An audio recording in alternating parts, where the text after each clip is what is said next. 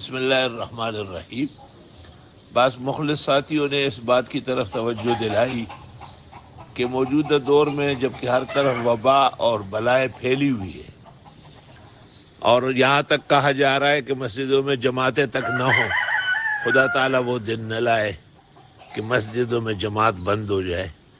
اس کی ایک صورت جو فقہا نے پہلے سے لکھی ہے وہ یہ ہے کہ نمازی فاصلے سے کھڑے ہو جائے اور درمیان میں جتنے فاصلہ مفید ہو اتنے فاصلے سے، جیسے پہلی صف میں مثلا 10 آدمی ہو صرف، دوسری صف میں اسی حساب سے ہو، تیسری میں اسی حساب سے ہو، یہ نماز با جماعت درست اور صحیح ہے۔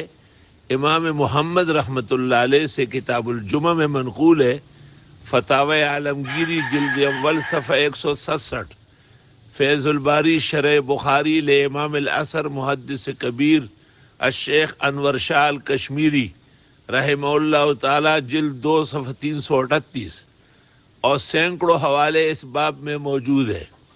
اصل میں جماعت کے 2 قاعدے ہیں۔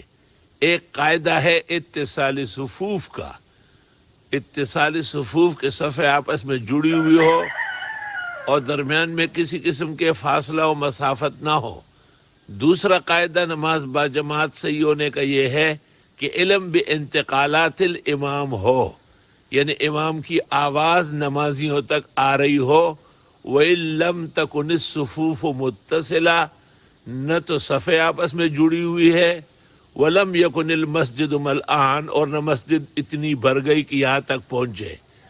اس قاعدے فقہ سے اور اس فقی جزیے سے موجودہ دور کی جماعتیں درست ہو سکتی ہے کہ امام کی اقتداء میں پہلی صف میں 10 یا 12 یا 15 جو بھی افراد ہے 10 فٹ یا 8 فٹ کے فاصلے سے کھڑے ہو، دوسری تیسری چوتھی اور 10ویں اور 20ویں صف تک یہی حالت ہو، نمازیوں کو یہ بتا دیا جائے۔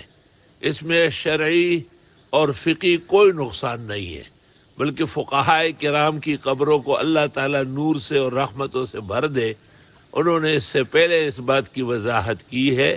اللہ تعالیٰ ہماری مسجد آباد رکھے، نمازیوں کو آنے کی ہمت اور اللہ کو راضی کرنے کی توفیق دے اور اس بلا اور وبا کو جلدی ختم فرمائے۔ وآخر دعوانا الحمدللہ رب العالمین۔